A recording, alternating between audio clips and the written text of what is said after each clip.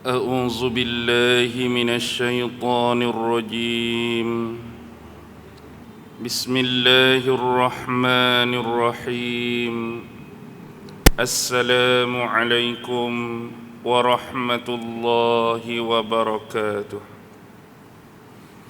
الحمد لله، الحمد لله، الحمد لله، الحمد لله رب العالمين، وبه نستعين على أمور الدنيا والدين، والصلاة والسلام على أشرف الأنبياء والمرسلين، وعلى آله وصحبه أجمعين.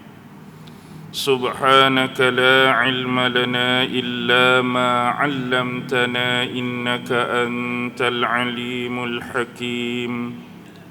قال رب اشرح لي صدري ويسر لي أمري واحلل عقدة من لساني يفقه قولي.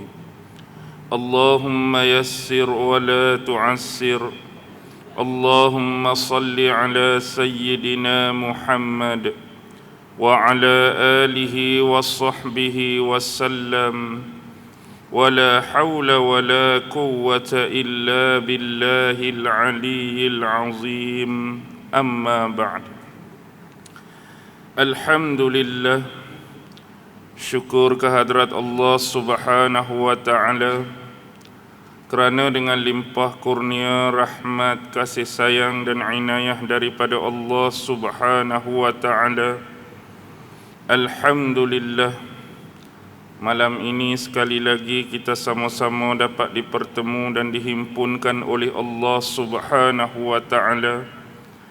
Dan mudah-mudahan Allah senantiasa memberikan jalan petunjuk dan hidayah kepada kita semua, serta menggolongkan kita ke dalam golongan manusia-manusia yang bukan setakat berjaya di dunia semata-mata, tetapi membawa kejayaan yang sama di akhirat kelak insya-Allah. Tuan-tuan, puan-puan yang dirahmati sekalian, insya-Allah bersempena dengan hari ini lebih kurang 25 Zulhijjah, kita masih lagi berada pada bulan haji, dan insya-Allah malam ini kita akan membaca 4 ayat yang difirmankan oleh Allah Subhanahu wa ta'ala di dalam surah yang ke-37, iaitu surah As-Saffat, ayat 99 sampai ayat 102, yang mana Allah Subhanahu wa ta'ala berfirman, A'udzu billahi minasyaitonir rajim. Wa qala inni zahibun ila rabbi sayahdin. Rabbi habli minas salihin. Fabashsharnahu bighulamin halim. فلما بلغ معه السعي قال يا بني إني أرى في المنام أني أذبحك فانظر ماذا ترى قال يا أبت افعل ما تؤمر ستجدني إن شاء الله من الصابرين. Surah As-Saffat ayat 99 sampai ayat 102. Keempat ayat ini difirmankan oleh Allah untuk mengenengahkan tema pengorbanan yang telah dilakukan oleh 2 orang Nabi dan 2 orang Rasul di dalam sejarah, merujuk kepada Nabi Allah Ibrahim dan anaknya Nabi Allah Ismail. Tetapi di dalam ayat yang ke-99 Allah berfirman, wa qala inni zahibun ila rabbi sayahdin. Maka berkatalah Nabi Allah Ibrahim, sesungguhnya aku akan pergi kepada Tuhanku, dan sesungguhnya dialah yang akan memberikan petunjuk dan hidayah kepadaku. Bila kita meneliti tafsiran-tafsiran, sesungguhnya kalam ataupun perkataan Nabi Allah Ibrahim ini adalah perkataan di hadapan kaumnya. Mengapa Nabi Allah Ibrahim mengucapkan kalam yang sedemikian? Peristiwa pengucapan kalam Nabi Allah Ibrahim ini berlaku setelah selesai segala kemelut dan konfrontasi yang dilalui oleh Nabi Allah Ibrahim bersama dengan Namrus. Sepintas lalu dalam sejarah, sepanjang kehidupan Nabi Allah Ibrahim di bumi tanah tempat lahirnya, Nabi Allah Ibrahim berhadapan dengan 3 kelompok manusia. Kelompok yang pertama ialah kelompok-kelompok penyembah-penyembah berhala. Kelompok yang kedua ialah kelompok-kelompok yang memuliakan alam semesta. Ada yang menyembah bintang, ada yang menyembah bulan, dan ada yang menyembah matahari. Dan kelompok yang ketiga ialah kelompok yang mengagungkan kepada dewa-dewa. Kerana banyak bukti wujudnya dewa-dewa pada fahaman masyarakat pada ketika itu, contohnya ada kuil Dewa Marduk, pemahaman tentang Dewa Enlil, Dewa Enki, Gilgamesh, dan dewa-dewa yang lain. Jadi 3 kelompok inilah yang dihadapi oleh Nabi Allah Ibrahim, selain yang paling tegas dan keras penentangannya terhadap Ibrahim ialah pemimpin pada masa itu merujuk kepada Raja Namrus. Dan Raja Namrus telah dihukum oleh Allah Subhanahu wa ta'ala. Selepas peristiwa, beliau membakar Nabi Allah Ibrahim di dalam kobaran api yang cukup besar. Tetapi Nabi Allah Ibrahim diselamatkan oleh Allah Subhanahu wa ta'ala. Selepas itu Allah menghantar tentera-tenteranya, bukan daripada kalangan malaikat, bukan daripada kalangan manusia, tetapi hanyalah berupa tentera-tentera nyamuk yang datang secara beramai-ramai menyerang Namrus dan tentera-tenteranya. Bahkan kehidupan sadis yang terakhir Namrus pun berakhir hanyalah kerana seekor nyamuk. Jadi bila ini semua berakhir, Nabi Allah Ibrahim sebenarnya merasa sedikit kecewa dan putus asa terhadap kaum dia, kerana semua benda-benda tadi telah nampak di hadapan mata mereka, tetapi hati mereka tetap tidak berganjak. Hati mereka tetap tidak berubah. Peristiwa-peristiwa tadi tetap tidak dapat mempengaruhi dan mengubah iman mereka kepada Allah. Dan 2 benda yang paling besar yang kita rasa amat-amat logik dan rasional untuk manusia pada ketika itu mengubah pendirian dan keimanan mereka. Pertamanya, ketika Namrus membakar Nabi Allah Ibrahim, dengan pertolongan daripada Allah, kalau kita kira secara biasa, seorang manusia yang dibakar di dalam kobaran api yang cukup besar ni memang akan hilang nyawa dia, memang akan mati. Tetapi inilah anugerah yang diberikan kepada Ibrahim. Nabi Ibrahim keluar daripada kobaran api dalam keadaan baik, dalam keadaan tetap dan terus hidup. Dan yang kedua, bagaimana Namrus dan tenteranya diganyang oleh Allah Subhanahu wa ta'ala, bukan tentera malaikat, bukan di kalangan manusia, berupa tentera-tentera daripada kalangan hamba Allah yang bernama nyamuk. Dan bila melihat kepada kondisi dan situasi tersebut, bagi manusia yang benar-benar mempunyai mata hati, akan berubah iman dia untuk beriman kepada Allah dan mengikut dakwah yang dibawa oleh Ibrahim. Tetapi apa yang berlaku tidak pernah mengubah kaum dia. Inilah yang menyebabkan Nabi Allah Ibrahim mengucapkan perkataan ini, inni zahibun ila rabbi sayahdin. Sesungguhnya aku akan pergi meninggalkan kamu semua menuju kepada Tuhanku, moga-moga Tuhanku memberikan petunjuk dan hidayah. Ini adalah tanda bahawa Nabi Ibrahim akan bergerak keluar meninggalkan tanah tempat tumpah darah dia. Dia akan tinggalkan bumi Babylon dan akan bergerak berhijrah. Jadi dalam masa yang sama, Nabi Allah Ibrahim tidak lupa berdoa kepada Allah dengan doa yang diucapkan dalam ayat yang ke-100. Rabbi habli minas salihin. Ya Allah, ya Tuhanku, kurniakanlah kepada aku, anugerahkanlah kepada aku seorang anak, yang mana anak ini termasuk di kalangan anak-anak yang saleh, anak-anak yang baik budi pekerti dan akhlak dia. Mengapa Nabi Allah Ibrahim mendoakan demikian? Suatu yang pertama, memang sejak Nabi Allah Ibrahim melangsungkan perkahwinan dengan isteri dia Sarah, sampai saat itu Nabi Allah Ibrahim masih belum dikurniakan walaupun cuma seorang anak, tak dapat anak lagi. Dan itulah sebab Nabi Allah Ibrahim berdoa untuk Allah menganugerahkan kepadanya anak.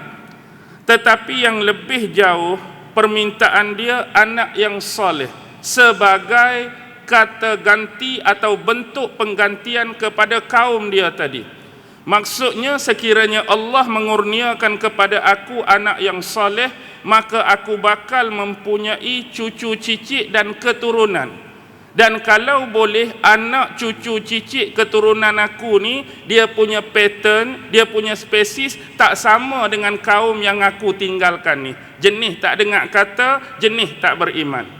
Moga-moga dengan anak yang aku dapat ni menghasilkan keturunan yang benar-benar beriman dan patuh kepada perintah Allah, berlainan dengan kaum yang ditinggalkan oleh Nabi Allah Ibrahim tadi. Baik, kembali kepada persoalan permohonan anak yang soleh. Bila kita berbicara tentang anak-anak ni tuan-tuan mempunyai sekurang-kurangnya 3 hak. Ada 3 hak yang dimiliki oleh anak-anak. Yang pertama ialah hak seorang anak daripada seorang bapa untuk dia mendapatkan seorang ibu yang solehah. Begitu juga hak seorang anak daripada seorang ibu untuk mendapatkan baginya seorang lelaki yang soleh, suami yang soleh, bapa yang soleh. Hal ini berlangsung sebelum anak ni dilahirkan lagi. Secara mudah kita buat perbandingan macam ni. Bayangkan di suatu masa Allah akan mentakdirkan seorang lelaki bakal berkahwin dengan seorang wanita. Lah ni tak kahwin lagi lah, mungkin mereka baru kenal-kenal, baru couple. Tapi satu masa Allah takdirkan lelaki ni akan kahwin dengan perempuan ni. Dan lebih daripada itu, takdir selepas perkahwinan mereka, mungkin mereka dikurniakan oleh Allah beberapa orang anak. Kita katakanlah 3 orang anak. Benda ni tak jadi lagi. Jadi anak-anak yang bakal dilahirkan kelak yang tak tahu bila tu, mereka di alam arwah nu sudah punya hak. Hak untuk mendapatkan bagi dirinya seorang bapa yang soleh dan hak untuk dirinya seorang ibu yang soleh sebelum mereka lahir lagi. Jadi atas dasar itu, mana-mana lelaki yang belum berkahwin, berkeharusan baginya untuk mencari pasangan hidup, dengan kata lain wanita, untuk diperisterikan daripada kalangan yang baik-baik, di kalangan orang-orang yang soleh, baik akhlak dia, baik perkataan dia, baik cara dia mengawal kehidupan seharian dia. Begitu jugalah dengan lelaki, baik perempuan.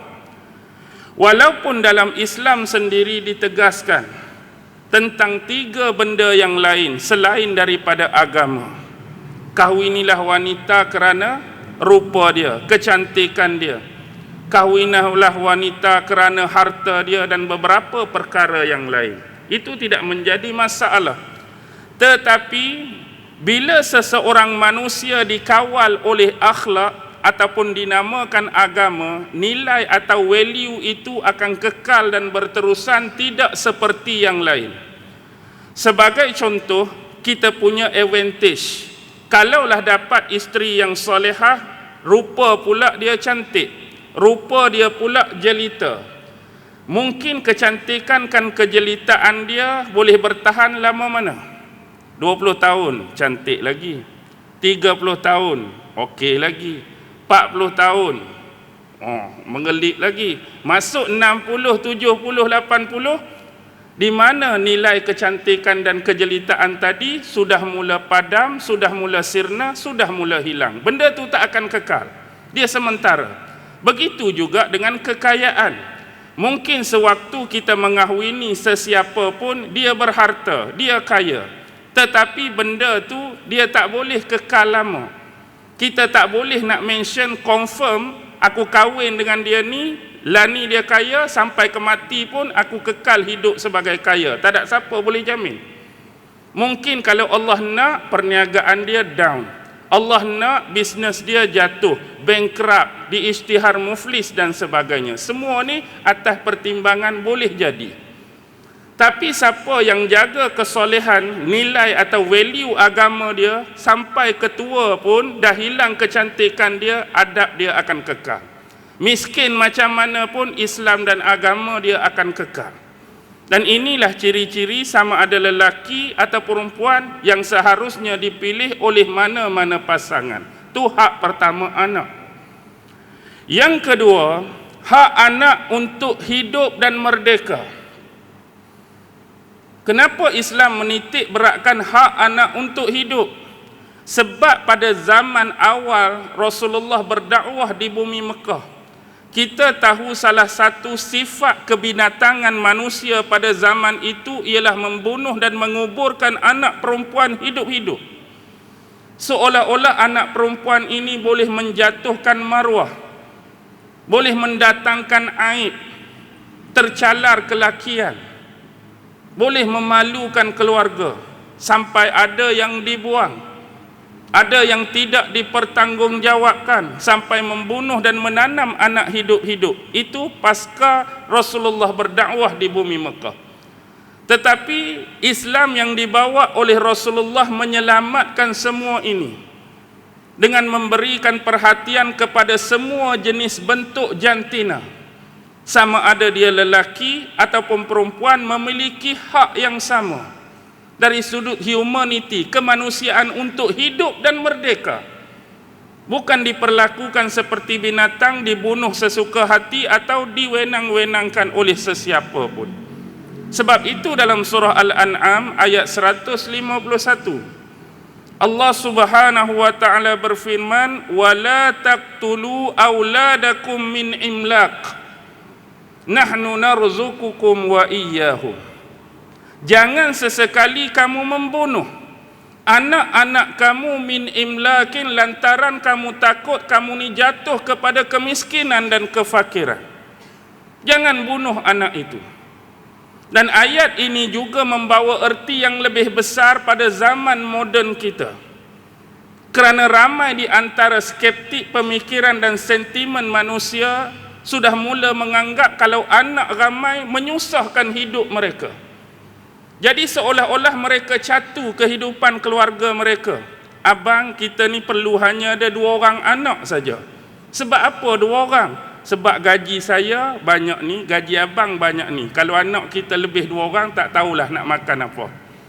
Kita anak 2 ni pun duk makan Maggi, beras boleh beli, kadang-kadang tak boleh beli, tak boleh pergi lagu ni.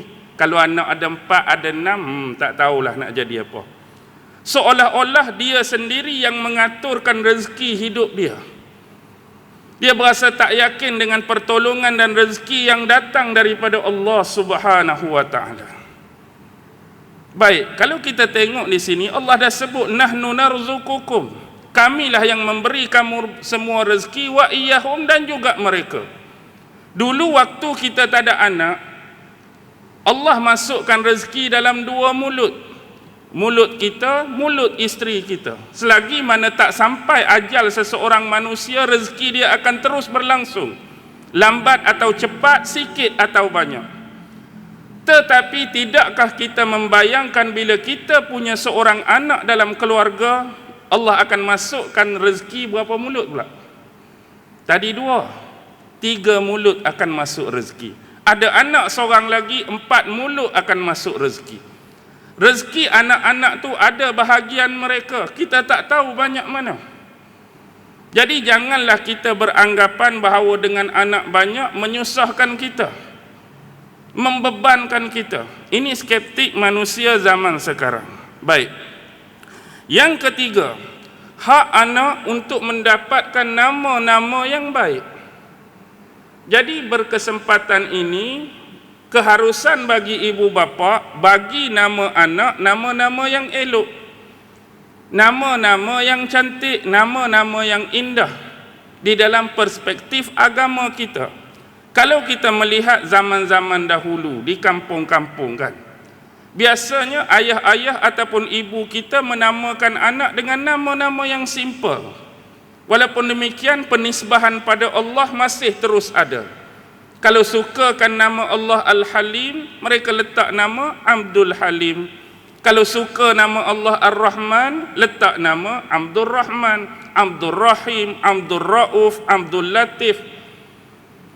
Lebih rendah daripada itu, mereka meletakkan nama seperti nama Nabi-Nabi dan Rasul yang dinaskan dalam Quran. Letak nama anak Adam, ada letak nama Idris.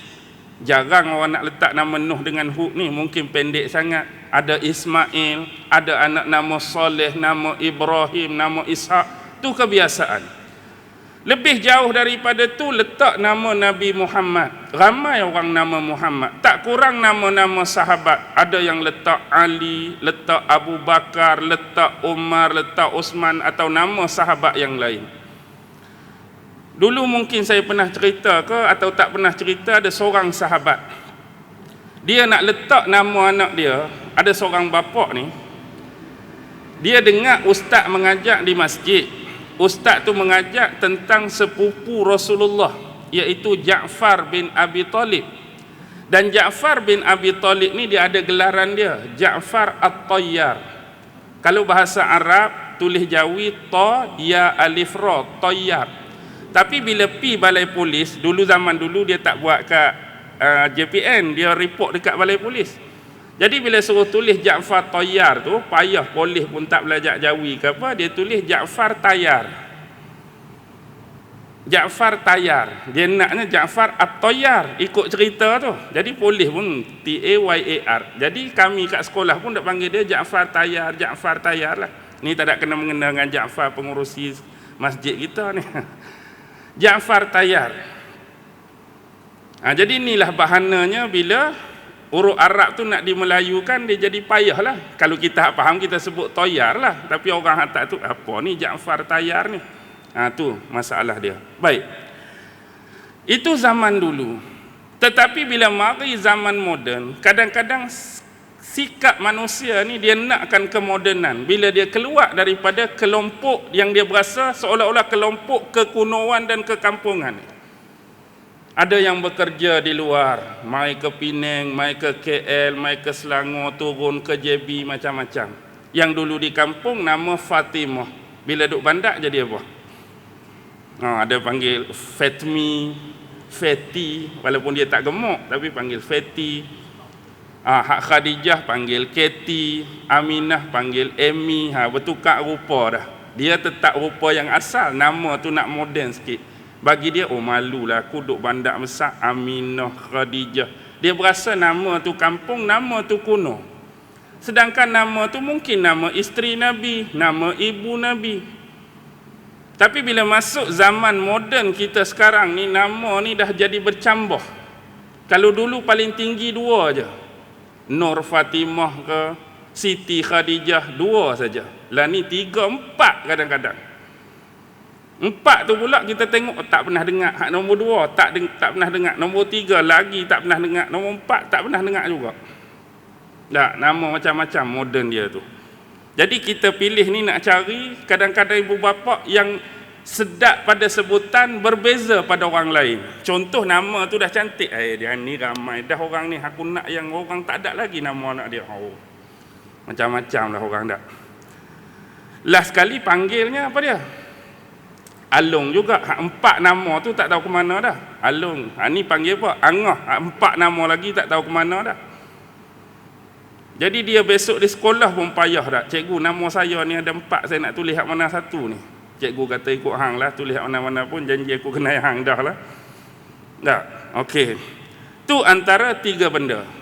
Ada sebuah hadis yang diriwayatkan oleh Sayyidina Abi Darda, kalau tak silap saya, yang diriwayatkan oleh Imam Ahmad dalam musnad dia. Qala Rasulullah sallallahu alaihi wasallam, innakum tud'auna yaumal qiyamah bi asma'ikum wa asma'i abaikum fa ahsinu asma'akum. Sesungguhnya kamu akan diseru, dipanggil oleh Allah Subhanahu wa taala kelak di hari kiamat dengan nama kamu dan nama bapa kamu. Fa ahsinu asma'akum, maka perelokkanlah nama-nama kamu. Jadi letakkanlah nama-nama yang baik, perelokkanlah nama anak-anak, kerana nama itulah yang akan dipanggil oleh Allah di akhirat kelak. Hari ini kalau kita Ali, Allah akan panggil nama tersebut di akhirat. Hari ini kalau nama kita Rahmat, kita akan dipanggil dengan nama yang sama. Jadi perelokkan pada nama. Baik. Kembali kepada persoalan ayat yang keseterusnya, ayat 101. Fabasyarnahu bighulamin halim.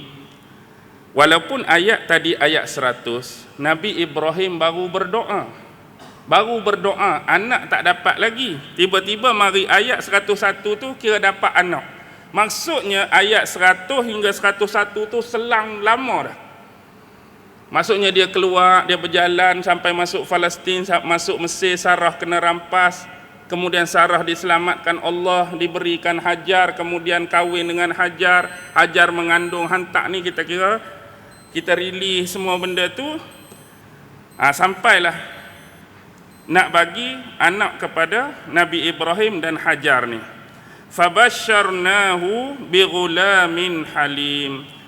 Dan kami telah menyampaikan ataupun memberikan berita gembira kepadamu wahai Ibrahim, bighulamin, seorang anak lelaki ataupun ghulam yang mempunyai sifat halim. Halim ni salah satu nama Allah. Apa dia halim? Lemah, lembut, penuh kesopanan, penuh kesantunan. Itulah lebih kurang halim. Jadi kalau kita nak letak nama melalui kosa kata halim ni, hari ni ada letak nama Halim. Abdul Halim pun dia, Helmi pun dia, Halimi pun dia, ataupun perempuan Helma boleh. Halimah tu asal daripada Halim ni lah. Jadi anak yang dimaksudkan di sini ialah Nabi Allah Ismail alaihi salam. Cuma perbahasan bagi ayat ni, Allah bagi berita gembira, Allah sebut dengan kalimah ghulam. Anak tu pakai kalimah ghulam. Ghulam ni ialah satu istilah yang diberikan kepada anak-anak ataupun kanak-kanak yang belum mencapai usia baligh. Dengan kalimah sebutan ghulam, baligh, belum muda belia lagi. Tetapi yang paling penting, Allah satukan ghulam ataupun anak yang dikurniakan tadi dengan satu sifat halim. Kalau kita baca pendedahan seorang doktor yang bernama Dr. Fadil Samirai, dia membahaskan halim ini sebagai seseorang yang mampu mengekang dan mengawal ketika seseorang itu sedang marah. Jadi bila seseorang tu marah, tiba-tiba dia mampu kekang dan kawal kemarahan dia, bermakna orang macam ni punya sifat halim. Kalau kita nak terobos lebih jauh, yang terbaik kita buka kitab Al-Imam Raghib Al-Asfahani. Dia seorang pakar bahasa. Dalam kitab dia Mu'jan fi gharib alfazil Quran, mufradat fi gharib alfazil Quran. Dia menyebutkan halim ini dengan definisi dabtun nafsi wat tab'i an hayjanil ghadab. Dhabtun nafsi wat tab'i, seseorang yang mampu mengekang dan mengawal diri dia, wat tab'i, serta sikap dan tabiat dia, an haijanil ghadab, ketika dia dilanda menggelegaknya kemarahan. Ni sifat halim. Maksudnya macam ni, sebagai manusia biasa yang ada banyak kelemahan dan kekurangan ni, setiap manusia pasti pernah dalam hidup dia berdepan dengan situasi-situasi ataupun condition yang mana Allah menguji dan memusibahkan dia dengan suasana yang menyebabkan dia tu nak marah. Contoh, ada orang bercakap kurang ajar, menyebabkan kita ni geram nak marah. Ada orang melakukan perbuatan-perbuatan yang tidak menyenangkan kita, menyebabkan kita nak marah. Jadi bila kita berhadapan dengan suasana yang menyebabkan kita nak marah, bagaimana kita menghadapi keadaan tu? Kita boleh kawal dan kekang kemarahan ke? Kita dengan terus melakukan tindakan selanjutnya. Mungkin dengan marah kita pi maki balik. Mungkin nak marah kita pi tampak dia. Mungkin nak marah kita pi tendang dia. Ataupun kita punya sifat halim tadi, sabar, memang aku nak marah, sabar. Situasi bagaimana kita boleh mengawal kemarahan tadi? Siapa boleh kawal masa tu? Punya sifat halim pada diri dia. Oh, payah ni. Nak kawal sifat marah tu payah, nak bagi sabar. Sebab tu Rasulullah kata, kalau orang tu sedang marah, waktu tu dia dalam keadaan berdiri, Rasulullah suruh apa? Suruh duduk. Memang duduk ni akan meredakan sedikit. Walaupun marah tu tak hilang, duduk ni jadi lain. Yang dia jadi bertumbuk dan bergaduh tu bukan sebab duduk, sebab berdiri. Sebab berdirilah tengah panas kan. Oi, geram aku, pak. Geram aku, pak, sepak. Masa berdiri, cuba try duduk. Terus duduk dia tak jadi dah, hak ni jenis nak menumbuk orang ni. Dia main, geram aku setakat gitulah.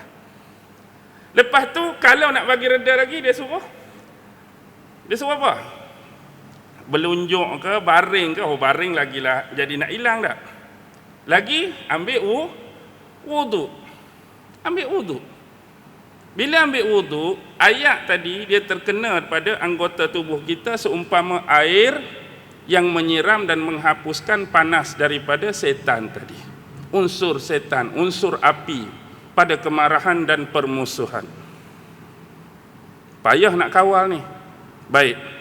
Walaupun demikian, sabar tetap sabar. Sebab itulah kawal kemarahan ni ada condition dia. Benda-benda kecil yang kita rasa benda tu tak perlu bergaduh, cubalah untuk kawal. Tetapi Allah letak sifat marah pada seseorang ni bukan untuk dibunuh. Sifat marah ni bukan untuk dibuang, dicabut terus.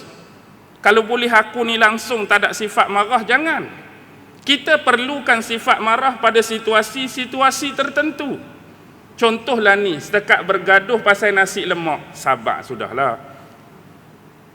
Tapi sekiranya masa tu agama kita dihina, agama kita dicaci, agama kita diancam, agama kita dikondem dan diperlekehkan, waktu ni bolehlah anda nak keluarkan sifat marah anda. Marah tadi atas dasar marah mempertahankan apa yang telah dilakukan terhadap agama anda. Nabi anda dicemuh, Nabi anda dikutuk, Nabi anda diperkatakan dengan semahu-mahunya. Keluarkan kemarahan ini untuk mempertahankan Nabi dan Rasul anda. Tapi untuk hal-hal yang kecil, sabar je lah. Macam juga nafsu. Nafsu tak boleh nak buang sebab Allah yang letak. Cuma nafsu ni perlu dididik. Dididik dengan apa? Dididik dengan agama. Contoh bernafsu kepada lawan jenis, perempuan. Islam mengajarkan bernafsu dengan perempuan, nak didik dia berkahwin. Tapi kalau kita tak didik, kita lepas macam tu, terjadilah seperti berkhalwat, berzina, berdua-duaan, macam-macam. Nak bunuh tak boleh. Sebab itulah akhlak, dia ada satu ilmu yang dipanggil tasawuf. Tasawuf ni lah untuk membentuk dan mendidik akhlak tadi. Bukan untuk dibuang, bukan untuk dibunuh. Bohonglah, marah ke, apa ke, yang tu hanya boleh dididik, tak boleh nak dibuang. sebagai seorang manusia, sifat manusia, tengok pada diri Rasulullah. Rasulullah ada sifat marah, tapi bagaimana condition marah Nabi? Rasulullah ada sifat cemburu, tetapi bagaimana condition cemburu Nabi? Semua tu sifat kemanusiaan. Rasul pun ada, kita pun ada. Cuma baki dia bagaimana kita membentuk, didik dan kawal dia supaya jadi yang tidak lebih membawa kepada mudarat dan keburukan. Baik. Seterusnya, ada lagi ulama-ulama yang membahaskan halim ni dengan 3 benda. Pertama, isalatul ra'i. Yang kedua, makarimul akhlak. Dan yang ketiga, warahmah bil makhluk. Isalatul ra'i, al-halim bermaksud orang yang mempunyai kematangan dalam berfikir dan kematangan dalam memberikan pendapat. Seorang yang punya sifat halim ni, dia matang dalam berfikir, matang dalam memberikan pendapat. Yang kedua, makarimil akhlak. Akhlak dia terpuji, akhlak dia baik. Yang ketiga, ar-rahmah bil makhluk, mempunyai kasih sayang ataupun ihsan pada makhluk Allah yang lain. Bukan sahaja kasih sayang dan ihsan pada yang sama jenis, manusia, bahkan pada haiwan, pada binatang. Dia punya sifat rahmah tadi.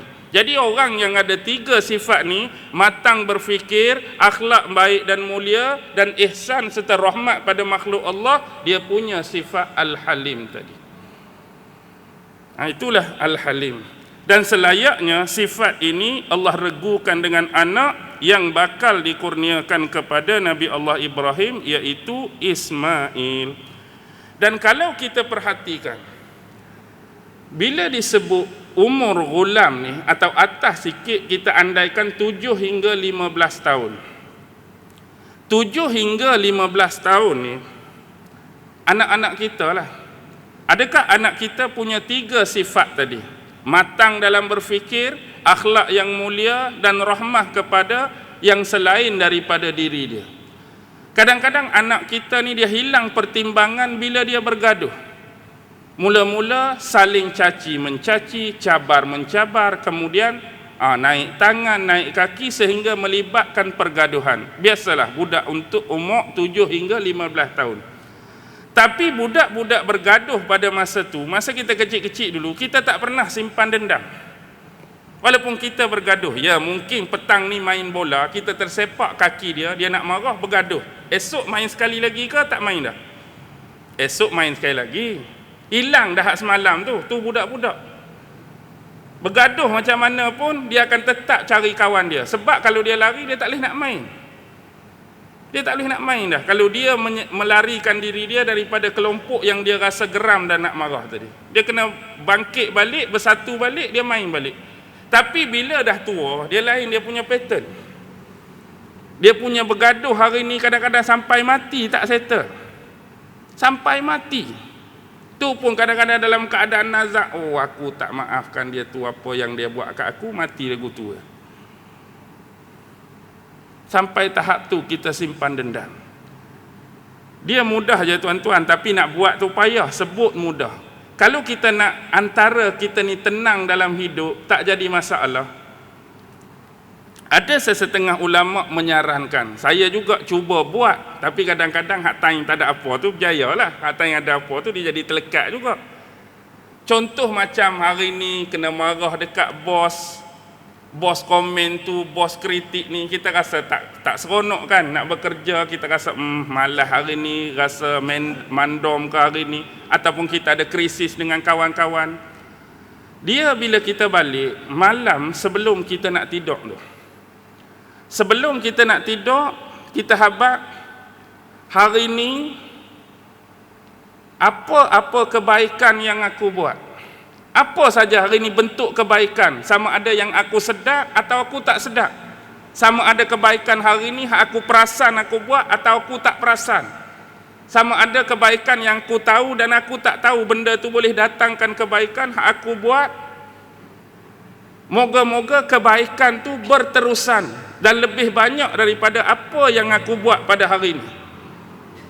Contohlah kita kata meletakkan satu level kebaikan kita hari ni berapa persen, dan kita doa kepada Allah agar kebaikan hak kita buat ni Allah tambahkan lagi kebaikan tu pada masa akan datang supaya boleh lebih banyak buat baik. Dan juga kita pesan pada diri kita, mana-mana orang yang bersalah, orang yang buat silap, orang yang benci, orang yang geram, orang yang kutuk, orang yang caci, orang yang sindik, kata apa pun, mulai malam ni aku halalkan, aku maafkan semua yang mereka buat padaku. Jadi kalau kita boleh lepaskan semua ni, dia jadi hilang. Bila kita ada rasa pada tu, tak apa, biarlah dia nak kata apa hari ni, tak ada apa dah aku dengan dia. Dia nak cerca hari ni, tak ada apa dah aku dia. Dia nak kritik hari ni, tak ada apa dah. Jadi bila kita bangun esok, kita akan rasa seronok. Sebab kita tak simpan apa-apa, kita lepas. Yang jadi duk remuk redam tu, bila masa aku boleh balas lagi kawan tu. Semalam kuat dia ni aku nak balas bila, nak balas bila, tu main dudak, tak habis-habis. Yang salah tetap salah.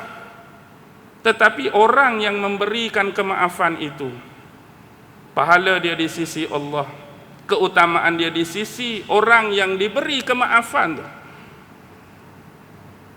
Tengok Rasulullah. Tengok Rasulullah payah selalu, tak matching terus tak. Kalau kita tengok waktu pembukaan kota Mekah, saya dah ceramah hari itu tentang senarai blacklist. Senarai blacklist ni Nabi kata kalau jumpa tangkap bunuh. Memang hukuman mati dah kepada senarai-senarai blacklist. Tetapi tak sampai 30% yang Rasulullah bunuh. 70 lagi Rasulullah maafkan. Antara yang dimaafkan oleh Rasulullah Wahsy kan. Wahsy ni orang yang bunuh 4 saudara Nabi dalam perang Uhud. Kalau dapat Wahsy ni hukum bunuh. Tapi Rasulullah maafkan Wahsy. Tapi bersyaratlah. Walaupun Rasulullah maafkan Wahsy, dia habaq kat Wahsy, aku tak mau tengok kamu terserempak dengan aku. Maksudnya kalau boleh Wahsy ni duduk jauh-jauh, jangan bagi dia ni melintah depan Nabi. Kalau Nabi tengok dia, Nabi teringat balik dekat Hamzah. Jadi Wahsy ni antara sahabat yang kena duduk jauh dengan Nabi. Dia tak mau bagi wajah dia ni ternampak atau terlintah di hadapan Rasulullah. Akhir sekali ketika zaman Sayyidina Abu Bakar, habis perang Yamamah tu, perang yang lawan orang murtad, geng Nabi palsu tu, dia sebut di hadapan sahabat, bawa tombak dia kan, tombak dia. Dia orang Habsyah ni banyak hebat main tombak, lempak lembing tu. Dia kata dulu lembing ni aku gunakan untuk bunuh manusia yang paling dikasihi oleh Rasulullah. Siapa? Hamzah itulah aku guna. Tapi hari ini aku guna lembing ni untuk bunuh orang yang paling dibenci oleh Nabi. Siapa? Nabi palsu, Musailamah Al-Kazzab. Jadi bila Nabi maafkan dia, dia memperbaiki kehidupan dia dengan membalas balik jasa Nabi memaafkan dia dengan membuktikan dia mampu untuk membunuh Musailamah Al-Kazzab, Nabi palsu. Baik, kembali kepada konteks ayat yang keseterusnya. Falamma balagha ma'ahu sa'ya, dan ketika mana telah mencapai umur bersama Nabi Allah Ibrahim akan Ismail tadi, as-sa'ya. As-sa'ya ni macam ni. As-sa'ya ni gambaran seorang anak yang mana dia sudah dibolehkan atas nilaian dan kacamata seorang bapa untuk bantu dan tolong melakukan kerja-kerja yang bersesuaian baginya. As-sa'ya ni jenis orang boleh tolong buat kerja bapa ataupun ibu. Contohlah, bila kita mana bapa kita dulu seorang pekebun kan, pekebun. Jadi bila kita sampai umur tertentu, bapa kata, okey abang, petang ni tolong bapa pi tebah semak, pi tebah rumput di kebun kita. Maksudnya bila bapa sebutkan perintah dan arahan macam tu, dia tahu kemampuan yang dimiliki oleh kita. Bila dia suruh tu, memang kita mampu pi menebah tu. Takkan kita umur 5 tahun sekolah tadika, hang petang ni ambil parang pi menebah, dia tak akan kata. Sebab dia sedar kemampuan kita. Jadi bila dia suruh pi menebah tu, dia tahu kita mampu pi menebah. Ataupun anak yang kedua, hang pula abangah, tadi bapa dah toreh pokok getah, hang mana sekerak-sekerak hak ada tu hang pi kutip. Maksudnya bila bapa suruh tu, dia sedaklah kemampuan kita memang boleh pi kutip pun. Boleh letak dalam guni, boleh pikul guni, bawa balik getah sekerak tu. Kakak pula pi korek lubang-lubang ubi kayu ke ubi merah ke, malam ni kita masak sayur ubi. Maksudnya bila arahan lagu tu, dia sedar kemampuan anak mampu melakukan dia. Ni untuk memudah faham pemahaman tentang sa'ya. Jadi waktu ni Nabi Allah Ismail dah boleh bantu bapa dia Nabi Allah Ibrahim. Dan buktinya waktu pembinaan semula Kaabah kan. Wa idh yarfa'u Ibrahimul qawa'ida minal baiti wa Ismail. Dan ingatlah peristiwa ketika mana mereka membangunkan kembali. Nabi Ibrahim membangunkan kembali foundation Kaabah dibantu oleh anak dia Ismail. Anak dia tukar ambil batu bagi kat Ibrahim, Ibrahim susun binaan-binaan Kaabah tu. Maksudnya dah melayakkan Ismail masa tu bantu bapa dia. Angkat batu ni bukan kerja ringan. Bukan kerja ringan ni nak angkat batu ni. Okey. Qala ya bunayya. Nabi Allah Ibrahim berkata, wahai anakku, inni ara fil manam. Sesungguhnya aku telah melihat di dalam tidurku. Melihat di dalam tidurku maksudnya bermimpi. Nabi Allah Ibrahim bermimpi. Apa mimpi dia? Anni azbahuka. Sesungguhnya dalam mimpi itu aku melihat aku menyembelih kamu. Aku menyembelih kamu. Fanzur maza tara. Jadi apa pendapat dan pandangan kamu berkenaan dengan mimpi aku ni? Tengok seorang bapa, memang dia bermimpikan demikian. Tapi walaupun bermimpi, dia tanya lagi pandangan dan pendapat anak dia tentang mimpi dia. Bukan kata sembrono, bukan kata gelojoh. Semalam bapa mimpi, bapa sembelih kamu, macam-macam mana hari ni pun bapa akan sembelih kamu. Bukan ayat lagu tu. Semalam bapa bermimpi di dalam tidur, bapa menyembelihkan kamu. Jadi apa pendapat dan pandangan kamu tentang mimpi bapa? Maksudnya melalui ayat ni kita boleh tengok lemah lembut dan penuh kesantunan walaupun mimpi dan wahyu itu adalah perintah Allah. Jadi ini terbukti halimnya sifat yang diberikan Allah pada Ismail menerusi jawapan dia. Qala ya abatif al ma tu'mar. Berkata Nabi Allah Ismail, wahai ayahandaku, if'al, lakukanlah ma tu'mar, apa yang diperintahkan oleh Allah atas dirimu. Lakukanlah apa yang diperintahkan oleh Allah atas dirimu. Satajiduni, kamu akan mendapati aku insya-Allah mudah-mudahan minas sabirin, di kalangan golongan manusia-manusia yang diberikan kesabaran. Indah jawapan dia. Persoalan bapa pun indah, jawapan yang diberikan oleh anak pun indah. Tetapi kalau kita melihat condition ini sebagai bias sekiranya berlaku pada kita, contoh, agak-agak apa jawapan Ismail? Biasanya akan keluar ayat-ayat drama lah kan. Ayat-ayat drama. Kita kena tengok condition. Nabi Allah Ibrahim tinggalkan dia bersama dengan ibu dia sejak kecil. Bayangkan tinggal Siti Hajar dengan Ismail sejak kecil di satu tempat yang tak masuk akal. Tempat yang tak ada seorang pun. Tak ada seorang pun. Tempat pula kering, tandus, susah sumber makanan, payah sumber minuman. Kalau sakit nak tanya khabar, siapa-siapa nak tanya minta tolong, tak ada orang. Lepas tu tinggal pula. Kemudian membesar bersama asuhan ibu dia, membesar. Bayangkan ringkas cerita, bapak datang balik, hak besar dah. Datang balik pula, cerita-cerita aku mimpi nak sembelih hang. Agak-agak ayat drama swasta keluar apa? Kalau kita katalah, ni tak ada kena-mengena dengan Quran dan tafsir, ni kita sendiri ni. Oh payah je ni pengomen dalam YouTube ni kan. Dia ingat ke aku nak cerita hak ni juga, orang nak cerita lain. Baik. Contoh, bapa ingat ke tak? Waktu kecil dulu bapak tinggalkan saya dengan mak terkontang-kanting di sini. Tak ada siapa. Kalau letak di tempat orang ramai ke okey lagi. Letak tempat yang jenis ada pasar raya ke, ada kedai makan ke, ada pasar, senang nak pergi cari makan minum.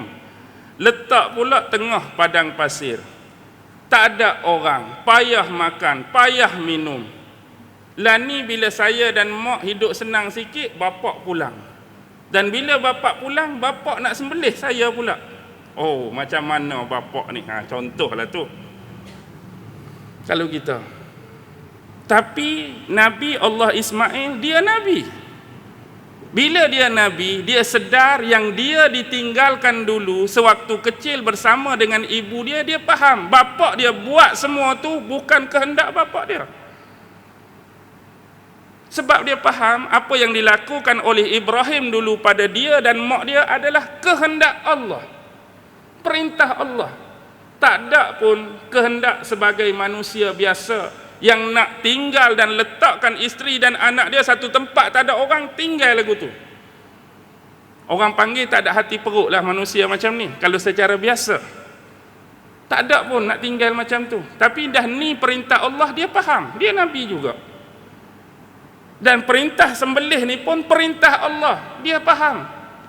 Sebab tu dia sebut, ya ayahandaku, lakukanlah apa yang diperintahkan Allah. Sebab dia tahu hak nak sembelih ni bukan kehendak bapa dia saja-saja nak sembelih dia, tapi perintah daripada Allah. Kerana ada Ibnu Abbas mendengar Rasulullah sallallahu alaihi wasallam bersabda, ar-ru'ya al-anbiya fil manam wahyun. Mimpi para rasul, para nabi dalam tidur mereka itu adalah salah satu bentuk wahyu. Salah satu bentuk wahyu. Kalaulah kita letakkan lagi kelas drama swasta ni dalam cerita sembelih ni, rasa-rasa hak sembelih tu orang lain kot bapak kan, bukan saya kot. Memang bapak diperintahkan sembelih, tapi bukan saya, orang lain dah. Kita akan cuba nafikan supaya kita ni tak kena sembelih. Ataupun kalaulah dia suruh sembelih juga, sembelih tu ketika bukan sekarang lah, bukanlah ni, tapi nanti umur saya 50 ke, umur saya 60 ke. Sebab apa kata 50-60? Sebab bila umur dia 50-60, umur bapak berapa? Umur bapak mati dah masa tu, 70-80. Dia nak tunggu bapak dia mati dulu, jadi bapak dia tak boleh sembelih dia lah. Macam-macam alasan sebagai contoh. Tetapi dia ada sisi tauhid dia, ada sisi fiqh dia, ada sisi akhlak dia. Sisi fiqh dia, Nabi Allah Ismail benar-benar mengetahui bahawa bapaknya diperintahkan oleh Allah untuk menyembelih dia. Dan dia akur dengan perintah tersebut. Dari segi tauhid sebagai contoh, bertauhidnya Nabi Allah Ismail tu, jawapan dia jelas. Maksudnya dia sedar diri, kemampuan dan kudrat dia untuk menanggung hal sebesar itu. Walaupun dia ni seseorang yang bernama Ismail, seorang Nabi Allah, seorang Rasul Allah, tapi dia sedar kemampuan diri dia, kudrat diri dia untuk menanggung hal yang sebesar itu, merelakan diri untuk disembelih. Dan dia minta bantuan dan pertolongan daripada Allah, supaya Allah memudahkan urusan penyembelihan oleh bapaknya dan urusan ketaatan dengan kalimah satajiduni insya-Allah. Mudah-mudahan aku ni termasuk di dalam golongan orang-orang yang sabar. Jadi dia tidak meletakkan kelebihan dia, berjaya menanggung hal yang sebesar ini atas kehebatan diri dia, tapi dia meletakkan dia mampu lalui semua ini, nisbahkan kepada Allah melalui kalimah insya-Allah. Pelajaran penting, jangan sesekali nisbahkan apa bentuk keistimewaan dan kehebatan pada kita. Oh, patutlah saya jadi pandai kerana saya ni seorang pelajar yang bijak. Patutlah saya ni cerdik kerana sijil saya daripada BA ada, MA ada, PhD pula ada 3. Saya memang cerdik. Saya bijak kerana baca buku macam-macam. Saya kaya sebab saya pandai bisnes, saya pandai uruskan perniagaan. Jangan sesekali setiap kelebihan dan nikmat yang Allah bagi kita nisbahkan atas kita tadi. Aku pandai tu, aku hebat ni, aku terror ni. Tapi nisbahkanlah kelebihan yang Allah bagi kepada Tuhan dia. Siapa? Allah. Yang kita kata kita nak jadi pandai tadi, siapa bagi? Allah. Yang kita jadi kaya tadi, siapa? Allah. Yang kita hebat tadi, siapa? Allah. Yang kita dapat sijil tadi, siapa? Allah. Cuma pergerakan untuk realisasikan apa yang kita dapat tu kita. Sebab tu kita nampak kita. Yang bergerak tu, yang membaca nak jadi bijak kita. Kita nampak pergerakan duk urus perniagaan, yang jadi berjaya tu kita. Sedangkan kalau Allah tak bagikan hatta sedikit pergerakan pun, apa kita nak buat? Ni nak berceramah ni, Allah tak bagi keluar suara, nganga saja. Suara Allah tak bagi keluar malam ni, lagu nak asli. Selalu hebat berceramah, keras berceramah. Malam ni tengok suara tak keluar dah. Kalau Allah nak tak keluar, betul lah. Oh, minta maaf lah Abang Jaafar, malam ni memang tak keluar suara. Tangguh bulan depan. Tangguh bulan depan, bukan kata suara tak keluar, nak buka mulut tak boleh.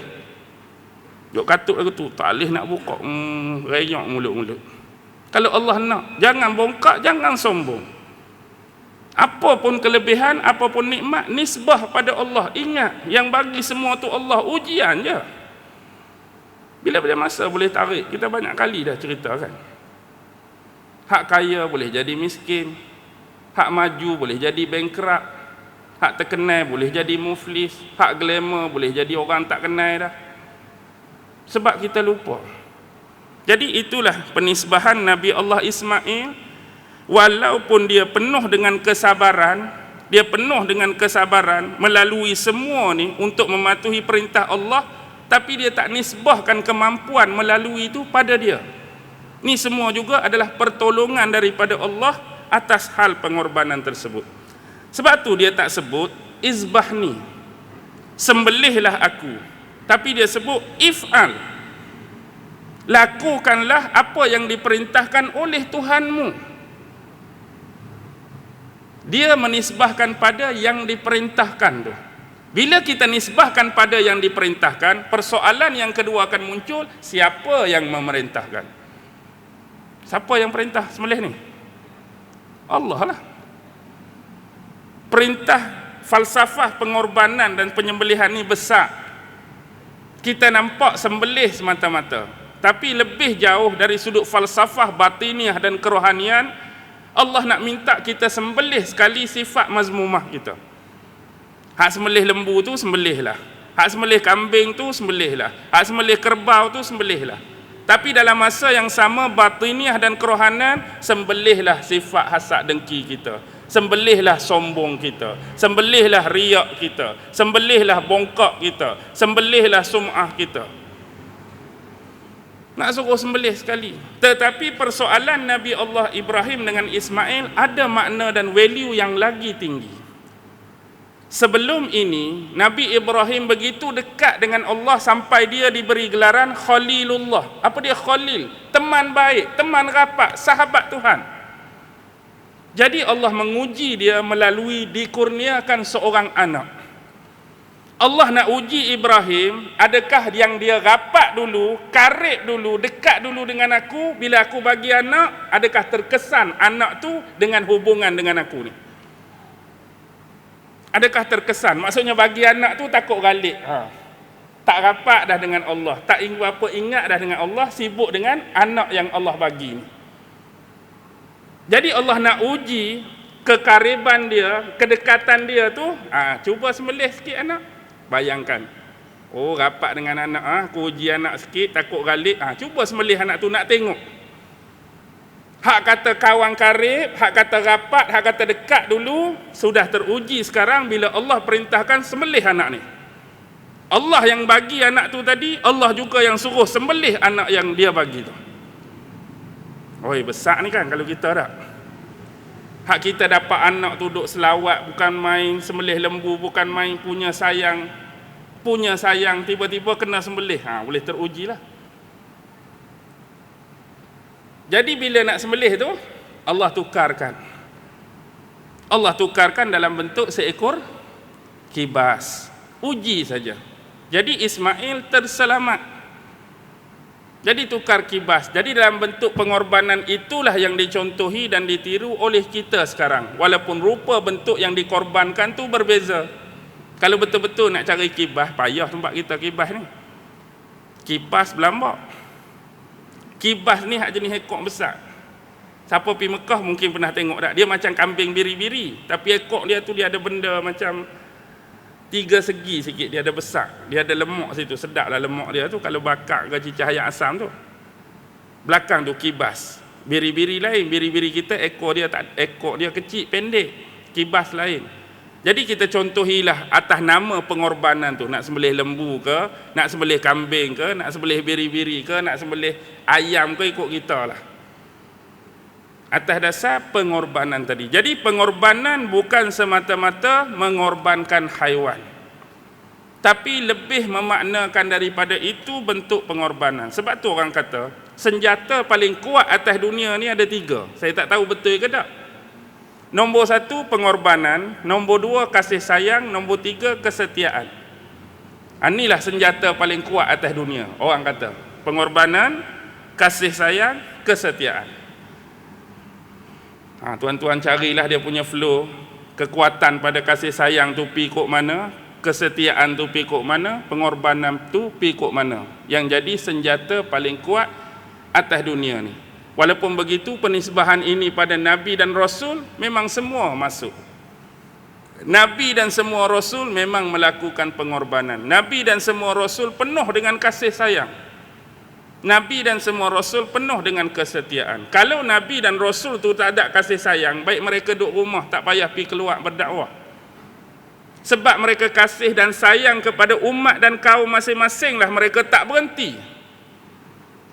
Sebab takut mereka tertipu, takut mereka terperangkap dengan iblis, dengan syaitan, dengan musuh Allah. Sayangnya pada umat tak berhenti berdakwah, tak berhenti habat, tak berhenti cakap. Biarlah orang duk kata, orang duk tohmah macam-macam. Sebab sifat kasih sayang itulah nak semua masuk dalam jalan yang diberkati dan diredai oleh Allah, jalan keselamatan yang dipimpin dengan wahyu dan Nabi serta Rasul Allah. Sebab sayang. Kita hari ini pun teguk macam-macam anak kita sebab sayang. Ulama-ulama tegur masyarakat sebab sayang. Kalau tak ada sifat sayang, baik dia duk relax je. Tak payah cari gaduh dengan orang pun, duk diam. Tapi sebab tegur, sebab cerita, sebab ceramah, sayang. Jadi hargai nilai kasih sayang tadi. Kebanyakan orang akan menilai sayang ni bila orang tu tak ada. Masa ada tidak dihargai. Bila tak ada, oh Allah, kalau dia ni ada pun dulu. Kalau dia ada dulu kena dah. Kalau dia ni macam-macam. Orang tak ada dah. Tak ada nilai dah bila kita nak bercakap, orang tu tak ada dah dengan kita. Waktu dia ada, kita tak ambil kesempatan untuk memanfaatkan apa yang dia ada. Apa yang dia sumbangkan pada masyarakat. Jadi kembali kepada persoalan ni, dia minta jadi manusia yang sabar. Sabar. Penting sabar tu. Terutama dalam konteks dakwah. Sebab tu dalam surah Al-As Allah tekankan wal as innal insana lafi khus illal ladzina amanu wa amilus solihat wa tawasaw bil haq wa tawasaw bis sabr. Bahagian nak berdakwah ni memang benda hak tu satu hal. Kita cerita tu benda hak, benda benar. Lepas tu satu lagi kena ada sabar. Sebab bila cerita benda hak, ada juga orang yang tak suka benda hak. Ada juga orang yang akan lawan benda hak. Jadi bila hak tak suka, bila hak melawan tu macam-macam lah yang datang pada kita. Waktu ni lah akan menguji kesabaran. Tuan-tuan, nak buat benda baik ni, ada orang suka, ada orang tak suka. Walaupun umum dan dasarnya hak kita nak buat, peliknya, nak buat benda baik pun orang tak suka. Nak buat benda baik pun orang benci. Nak buat benda baik pun orang marah. Kita kena ingat, tak semua orang suka benda baik.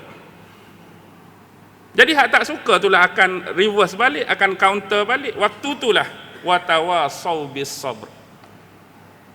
Biarlah awak nak kata apa, janji benda ni benda hak, benda ni benda betul, benda ni aku perlu ketengahkan. Orang nak marah, marahlah. Orang benci, bencilah. Sebab kita tak boleh nak melihat kemarahan dan kebencian manusia lebih daripada Allah marah dan Allah benci. Yang aku buat sekarang ni, ya, manusia tak suka, tapi kalau Allah suka, aku akan buat. Yang aku buat sekarang ni, manusia benci, tapi kalau Allah tak benci, aku akan buat. Yang manusia sekarang buat ni, orang marah, tapi kalau Allah tak marah, aku akan buat. Selama mana anda nak jaga dan bermuka-muka dengan kemarahan, kebencian manusia, tapi dalam masa yang sama Allah marah dan benci pada kita. Dengan orang kita nak bermuka-muka, ada hang marah lah, aku senyap je lah. Dah hang benci, aku tak kata apa dah lah. Tapi dalam masa yang sama, Allah tak suka kat kita. Pilihan di tangan kita. Pilihan-pilihan juga, 9-12 ni. Pilihan dia nak teruskan ke berhenti. Abang Jaafar dia cabut kopiah tu, saya faham lah. Dia suruh berhenti je tu. Jadi kita berhenti dululah. InsyaAllah kita akan sambung lagi. Kita akan sambung lagi insya-Allah. Saya pun kalah kat sangatlah ni, banyak kerja. Baik. Apa yang baik datang daripada Allah, apa yang lemah, yang kurang, yang serba tak kena datang dari diri saya sendiri. Wabillahi taufiq wal hidayah. Wassalamualaikum warahmatullahi taala wabarakatuh. A'udzu billahi minasyaitonir rajim. Bismillahirrahmanirrahim. اللهم إنك تعلم أن هذه القلوب قد اجتمعت على محبتك والتقت على طاعتك وتوحدت على دعوتك وتعاهدت على دعوتك وتعاهدت على نصرة شريعتك فوثق اللهم رابطتها وأدم ودها واهدها سبلها واملأها بنورك الذي لا يخبو واشرح صدورها بفيض الإيمان بك وجميل التوكل عليك وأحيها بمعرفتك وأمتها على الشهادة في سبيلك إنك نعم المولى ونعم النصير وصلى الله على سيدنا محمد وعلى آله وصحبه وسلم سبحان ربك رب العزة عما يصفون وسلام على المرسلين والحمد لله رب العالمين الله أكبر.